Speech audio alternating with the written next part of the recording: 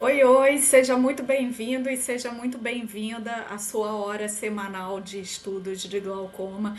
Aqui eu vou te ensinar a cuidar dos seus pacientes com glaucoma. O meu nome é Samantha Vasques, eu sou oftalmologista, especialista em glaucoma e catarata do Rio de Janeiro.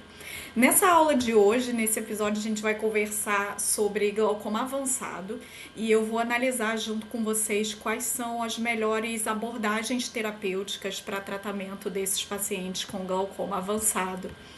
Infelizmente, no Brasil, ainda é uma realidade o diagnóstico tardio do glaucoma por conta de falta de acesso da população aos serviços de saúde e também por falta de informação das pessoas de saberem a importância do exame oftalmológico de rotina. Então, isso faz com que muitos dos pacientes com glaucoma cheguem ao oftalmologista e tenham um diagnóstico já em estágio avançado de doença.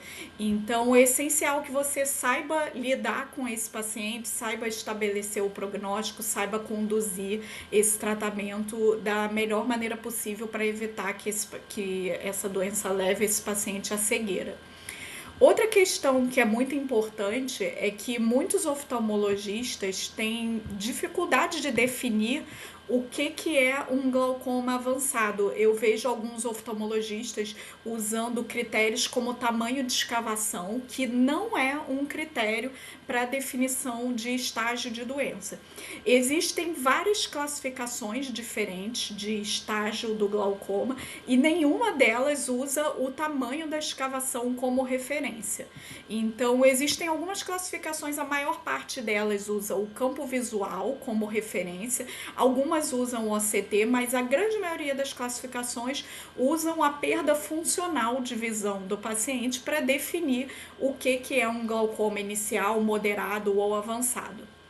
A classificação mais utilizada é a classificação de Roda, que é a mais utilizada em estudos, que é essa tabela que eu estou mostrando aqui para vocês, que leva em conta o MD do paciente no campo visual, então MD até 6, glaucoma leve, MD de 6 a 12, glaucoma moderado e MD maior do que 12, glaucoma avançado.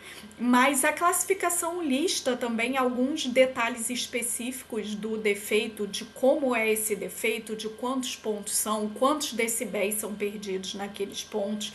Então não é só olhar o MD. O pessoal acaba na prática simplificando essa classificação e usando apenas o MD como referência, mas na verdade é muito importante a gente analisar o tamanho e a localização desse defeito e não somente o MD, porque um defeito de mesmo tamanho, localizado na periferia ou localizado na visão central do paciente, é claro que esse defeito localizado na visão central, ele vai ser muito mais preocupante e ele vai trazer maior prejuízo de qualidade visual para esse paciente.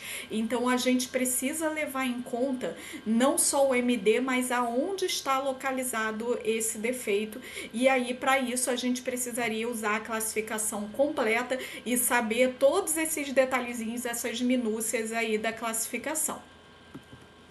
Para a gente usar a classificação de Roda da maneira correta, acaba que é uma classificação bastante complexa e até difícil da gente decorar todos aqueles pontinhos que estavam naquela tabela.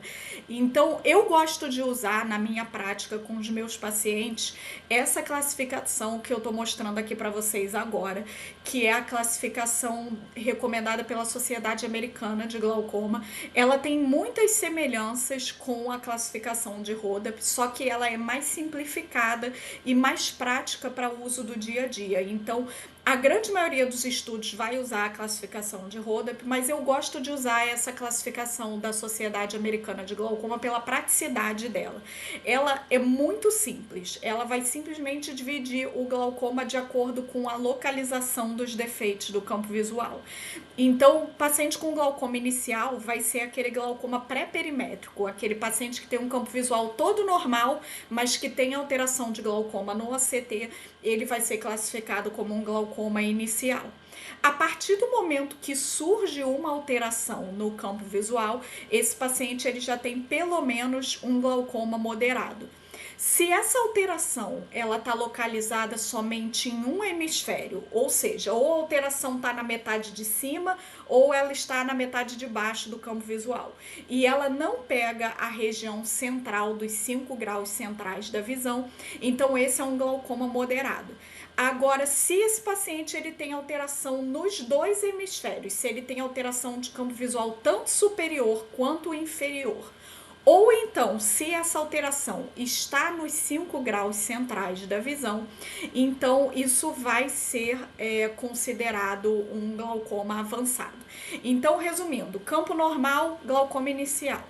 Campo alterado só em um hemisfério, sem alteração central, glaucoma moderado.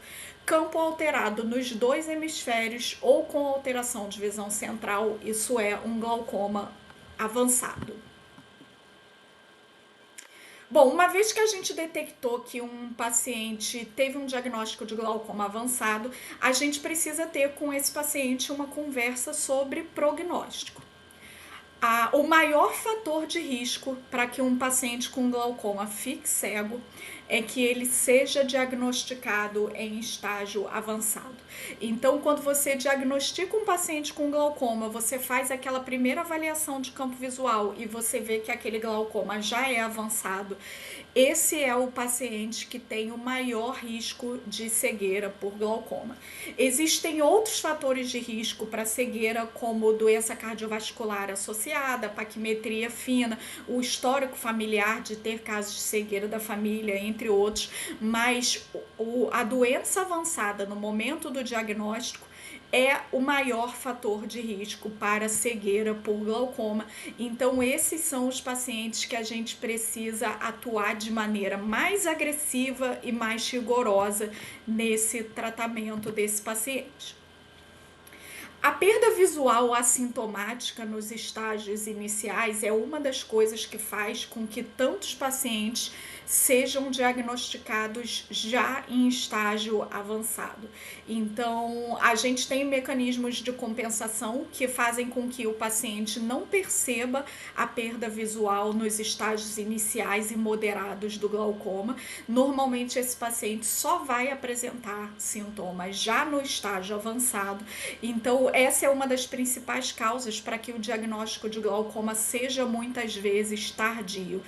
A gente tem algumas estatísticas em diversos países do mundo de estudos que mostram que um percentual considerável das pessoas com glaucoma não tem diagnóstico. A gente não tem um dado específico da população brasileira, mas um dos estudos mais confiáveis sobre esse assunto foi feito na Suécia e eles identificaram que 1,23% da população tem glaucoma não diagnosticado. Isso na Suécia, onde o acesso a serviços de saúde e a conscientização da população sobre a importância do diagnóstico precoce são melhores do que a nossa.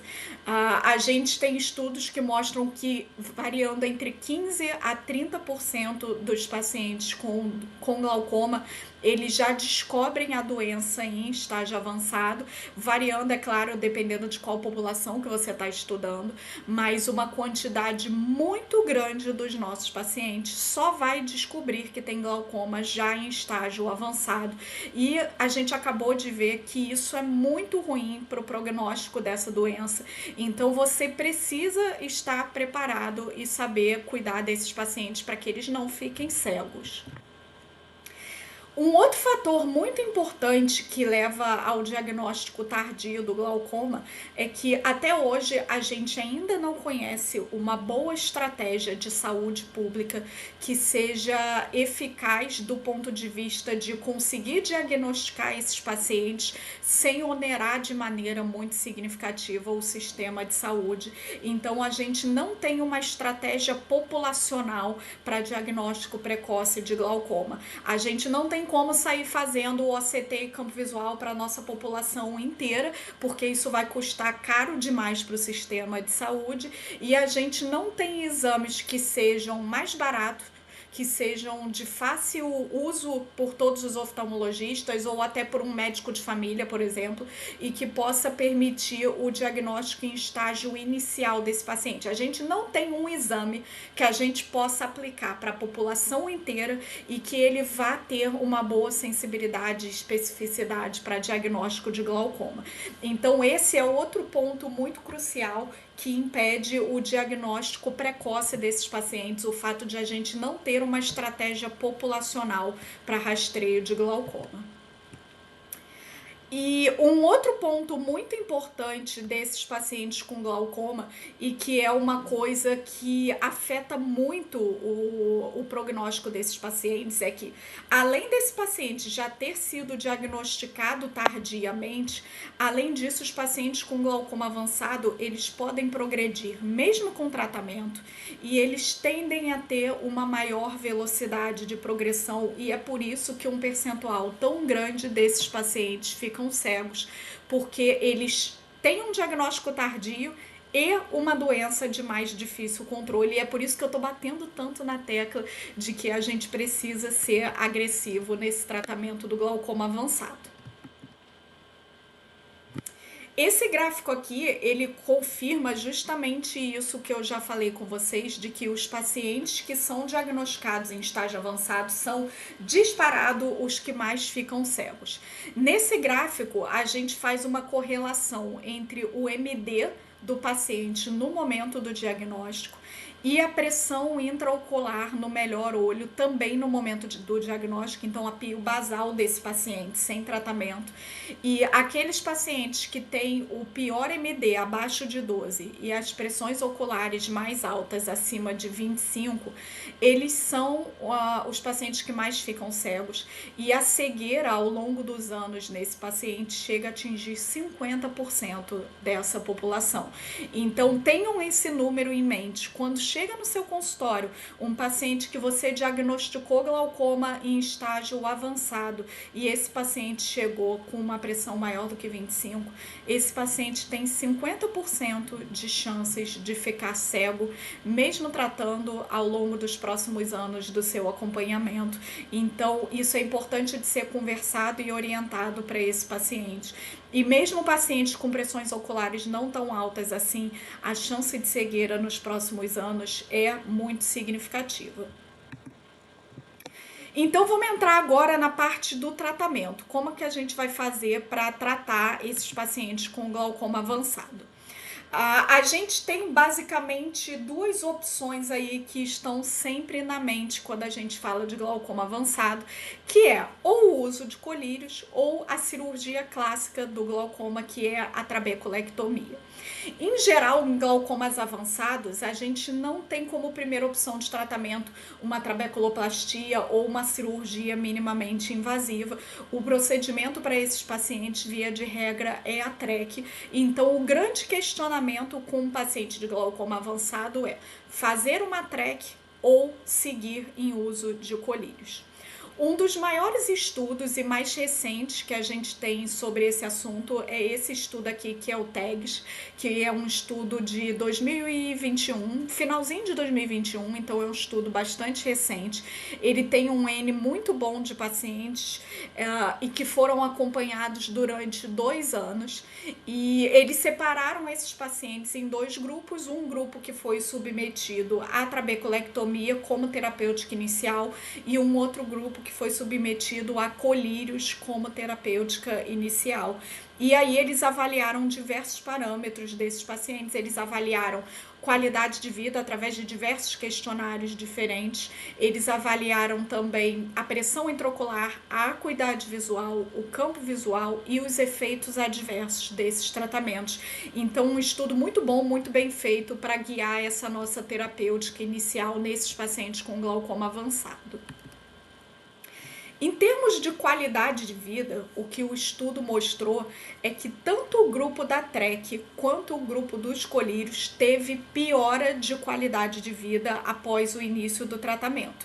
Então, esses pacientes pioraram, mas eles pioraram de maneira equivalente. Então, aqui a gente vê gráficos de 4 questionários diferentes que eles aplicaram nesses pacientes, e em todos esses questionários, os dois grupos ficaram ali mais ou menos empatados em termos de qualidade de vida, sem diferença significativa entre os grupos, mas em relação ao pré-tratamento, que é um gráfico que eu não coloquei aqui, mas em relação ao pré-tratamento é importante vocês saberem que todos os pacientes pioraram a qualidade de vida. Então, independente se você vai operar esse paciente ou se você vai tratar esse paciente com o colírio, o seu tratamento vai trazer uma piora de qualidade de vida para esse paciente. Mas, seja lá qual tratamento for, essa piora de qualidade de vida vai ser a mesma. Em relação à pressão intraocular, o que o estudo viu e que teve um resultado estatístico bastante significativo é que ao longo de todos os 2 anos de acompanhamento, os pacientes da TREC, que é a coluna da esquerda que vocês estão vendo aí, esses pacientes tiveram menores pressões intraoculares do que os pacientes tratados com colírio. Então, vocês veem ali que ao longo dos anos, os pacientes da TREC, eles mantiveram ali uma média de 12 milímetros de mercúrio de pressão, enquanto os pacientes em terapêutica medicamentosa mantiveram ali uma faixa de 16 milímetros de mercúrio de pressão intraocular. A gente sabe por diversos estudos que a pressão intraocular é o único fator de risco modificável para cegueira por glaucoma e que ela tem uma relação direta com a preservação da acuidade visual e do campo visual desses pacientes. Então, eu dizer que um grupo teve melhor pressão do que o outro, indiretamente eu estou dizendo que ao longo prazo, ao longo dos anos de tratamento, esse grupo com a pressão intraocular mais baixa, ele tende a ter melhor visão e melhor campo visual. Agora, quando eu vejo a análise do estudo, isso não se refletiu na prática. E isso muito provavelmente se deve ao fato de que 2 anos, pensando numa doença de progressão lenta e em pacientes que estão tratados em todos os grupos, 2 anos ainda é um tempo de acompanhamento curto para a gente ver esse resultado do melhor controle da pressão na prática. Então, dentro de 2 anos, em termos de acuidade visual, o grupo dos colírios se saiu melhor, apesar de ser uma diferença muito pequena, tá? Se vocês observarem aqui as tabelas, em 2 anos de acompanhamento, o grupo da TREC teve acuidade visual de 0,21 no ETDRS, que é em torno de 20-25, e o grupo dos colírios teve 0,16, que é aí meio termo entre o 20-25 e o 20-20. Então, eles viram 20-25 mais algumas letrinhas. Então, apesar de ser significativamente estatística essa diferença, assim, mas na prática, assim, 2 letrinhas de acuidade visual não é uma diferença tão grande assim. Mas sim, em 2 anos, o grupo que fez tratamento com colírio teve melhor acuidade visual do que o grupo que fez a TREC. E quanto ao campo visual, em 2 anos não teve diferença estatística relevante entre os grupos. Então, em termos de campo visual, os 2 grupos mantiveram a mesma coisa. Mas lembrando que eu estou falando aqui de 2 anos apenas de acompanhamento, mas que o grupo da TREC teve uma diferença significativa de pressão intraocular bem mais baixa do que o grupo dos colírios.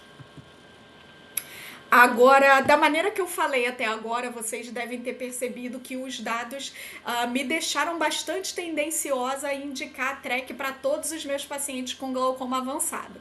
E seria tudo muito bom, muito bonito, se a gente não tivesse essa análise aqui de efeitos adversos.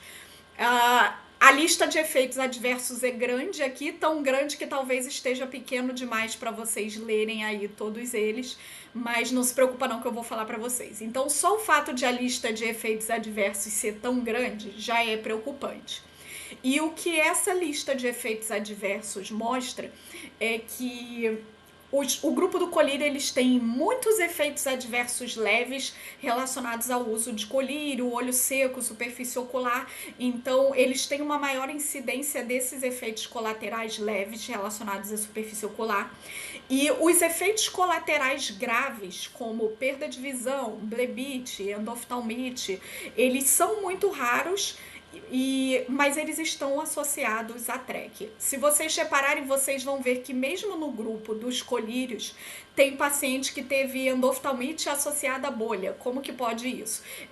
O que acontece é que tem paciente que começou no grupo dos colírios e houve progressão de doença e esses pacientes precisaram posteriormente ser submetidos à TREC. Da mesma forma, tem pacientes que começaram no grupo da TREC e que não tiveram controle somente com a cirurgia e que foi necessário associar colírios no pós-operatório, então que também tiveram efeitos colaterais associados ao uso de colírios, porque afinal o grupo do estudo tinha que ser mantido controlado em relação à doença. Nenhum dos observadores ia deixar o paciente ficar cego assim, não posso operar porque ele está no grupo de colírio. Não, se o paciente estava no grupo do colírio e não estava com doença controlada, ele foi operado, tá?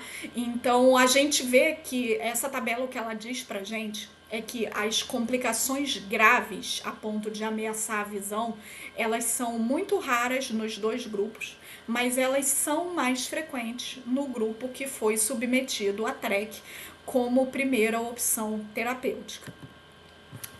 O autor justifica isso dizendo que essas complicações elas foram todas manejadas rapidamente e de maneira a que isso não prejudicasse a visão de longo prazo do paciente. Então, eles tiveram alguns casos de endoftalmite relacionada à bolha que foram tratados rapidamente e que não levaram a uma perda visual significativa nesse paciente, e ele usa isso como justificativa para validar a TREC como primeira opção terapêutica. Mas a gente precisa ter um pouco de cautela com isso. São efeitos colaterais muito significativos, graves e com risco elevado de perda de visão, como descolamento de coroide, hipotonia, Seidel tardio, endoftalmite, blebite. Então, por mais que a TREC mostre melhor resultado em termos de controle de pressão, ela também mostra um risco maior relacionado aos seus efeitos adversos. Então, a gente fica nesse dilema de que a TREC, no longo prazo, ela é o que vai dar a melhor visão para o nosso paciente de glaucoma avançado. Mas, por outro lado, eu estou aumentando o meu risco imediato de perda de visão com o procedimento. E vale lembrar que em 2 anos de estudo, o uso de colírio manteve esses pacientes com a mesma visão. Então, eu só vou obter esses benefícios de melhor visão da TREC num prazo maior, além desses 2 anos. Nos 2 anos, esses pacientes tiveram a mesma acuidade visual, um pouquinho de diferença até de acuidade visual, tendendo para o grupo do colírio, o mesmo campo visual. Então, se eu estou pensando, por exemplo, num paciente que não tem uma expectativa de vida muito longa, num paciente que já é muito idoso ou que tem uma doença grave, então talvez não seja interessante submeter esse paciente ao risco de uma TREC se eu estou pensando num paciente que tem uma expectativa de vida de 2 anos. Agora, vale lembrar que a nossa população está cada vez mais velha e que é muito difícil a gente prever expectativa de vida. Eu tenho muitos pacientes com mais de 90 anos de idade, apesar disso ser acima da expectativa de vida média do brasileiro. Então, cada um de vocês conhece mais ou menos a população com que trabalha. Tem estados onde a expectativa de vida é maior, outros onde é menor, dependendo de qual que é a classe social, o perfil de renda dos seus pacientes, você vai ter uma expectativa maior ou menor, mas tem pacientes que surpreendem a gente, que tem uma expectativa de vida muito além do que a gente esperava. Então, cuidado na hora de tomar essa decisão de não operar, pensando em expectativa de vida, pensando assim, meu paciente já tem 90 anos, a expectativa de vida dele não é maior do que 2 anos, então eu não vou operar. Eu já tive paciente que eu tomei essa decisão, é claro que não sozinha, isso é uma decisão que é tomada em conjunto com o paciente, com a família, mas eu já tive paciente de 90 anos em que, em conjunto com o paciente, nós decidimos não operar e esse paciente voltou para mim com 92 anos de idade, com visão pior e, obviamente, a gente se arrependeu de não ter operado, mas foi uma decisão conjunta e o paciente se responsabilizou por aquela decisão. Então, a gente precisa ter uma conversa muito sincera com um paciente de glaucoma avançado sobre isso e falar assim: olha, sua doença foi diagnosticada já em estágio avançado. Isso é muito ruim porque isso aumenta muito as suas chances de cegueira por glaucoma. Pensando no longo prazo, a TREC é o que vai dar maior proteção de visão para esse paciente ao longo de muitos anos. Então, se você tem um paciente jovem de 50, 60 anos, no longo prazo, a TREC vai dar melhor resultado de controle de doença para esse paciente e, consequentemente, de visão e de campo visual. Agora, por mais que ela tenha melhor resultado no longo prazo, ela também tem maiores riscos. Então, o paciente precisa estar ciente desses riscos e saber que ele tem chance de precisar de uma reabordagem cirúrgica, de múltiplas intervenções para manter aquela doença controlada, certo? Pessoal, se vocês quiserem me mandar alguma dúvida sobre esse tema ou sobre qualquer outro tema, se quiser discutir algum caso, vocês me encontram no YouTube e no Instagram, no Glaucoma Academy, que é a minha rede para oftalmologistas, para você, e também no Papo Glaucoma, que é a minha rede para pacientes. Você pode me mandar aqui nos comentários, me manda no direct, me manda por e-mail a sua dúvida, que eu vou ter maior prazer em responder. Não esquece de se inscrever no canal, porque toda semana tem aula nova para você ajudar os seus pacientes e cuidar melhor dos seus pacientes com glaucoma. Até semana que vem.